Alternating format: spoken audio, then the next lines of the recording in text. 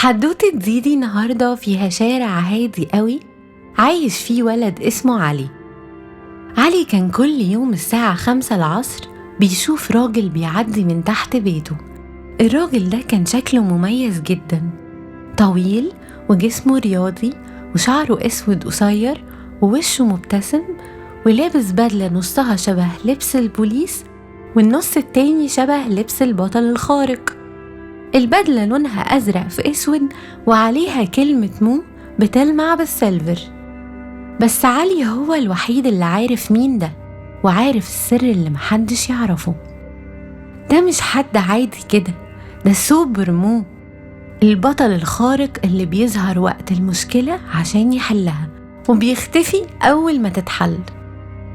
وفي يوم من الأيام فجأة حصلت حاجة غريبة جدا مش متوقعة في البلد.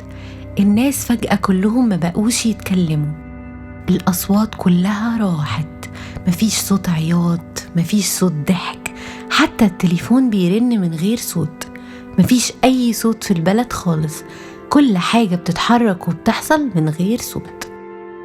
علي جري بسرعة على سوبر مو وقال له بلغة الإشارة: ساعدنا، الأصوات اختفت. سوبر مو بص حواليه وقال بصوت قوي: في شرير اسمه سايلنسور بيخطف الأصوات ويخزنها في قبة سحرية سودة اسمها صندوق السكوت، وأنا لازم أنقذ البلد وحل المشكلة وأرجع تاني الصوت. سوبر مو بدأ مهمته وركب موتوسيكل بيطير ولبس سماعة بتحلل الترددات. شاف كلب بيهوهو بس صوته مش موجود خالص، شاف طفل بيعيط بس من غير صوت. قال لنفسه: سايلنسور بدأ يسيطر ولازم أتحرك بسرعة وأنقذ البلد من اللي بيحصل ده. وصل سوبر مو لمبنى مهجور وسط البلد كله غيوم رمادي وطريقه غريب خالص. دخل وهو واخد باله قوي ولقى قدامه سايلنسور، كائن ضخم لابس سحاب كبير على بقه وإيده ماسكة ريموت بيقفل بيه أصوات العالم. سوبر مو قال له: ليه بتسرق أصواتنا؟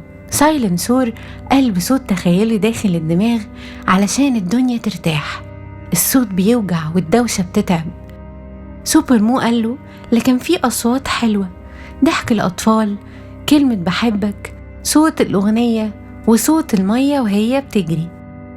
سوبر مو عارف إن سايلنسور مش بيحب الأصوات اللي فيها مشاعر، فبدأ يلم تسجيلات من ناس قبل ما صوتهم يضيع.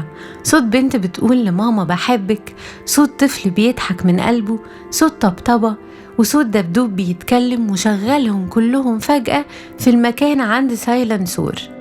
سايلنسور اتلخبط وبدأ يصوت بس من غير صوت، وصندوق السكوت اتكسر.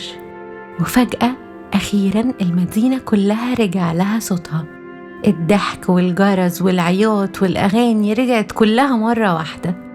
رجع سوبر مو الشارع اللي تحت بيت علي تاني وجري عليه علي وقال له: سوبر مو، هو أنت ليه بتساعد الناس من غير ما تقول إنك بطل خارق؟ سوبر مو ابتسم وقال: البطل الحقيقي مهمته إنه يحل المشاكل وينقذ البلد من أي جريمة. البطل بيسيب أثر جميل، مش مهم يتشاف أو يتعرف، المهم يقوم بدوره. وفجأة سوبر مو ابتسم لعلي وطار في السماء واختفى وسط سحابة زرقاء عليها حرف مو. الحدوتة خلصت خلاص. قولولي حبايبي، يا ترى لو صوتكوا اختفى يوم كامل كنت هتستخدموا ايه عشان تعبروا؟ تعبير الوش ولا إشارات ولا هتخترعوا لغة جديدة؟ هستناكوا تقولولي الإجابة في الكومنتس، وتعملوا لايك للفيديو وشير لو عجبكوا وسبسكرايب للتشانل وتدوسوا على زرار الجرس عشان يوصلكوا حدوتة زيدي الجديدة أول ما تنزل. بحبكوا قوي، باي باي.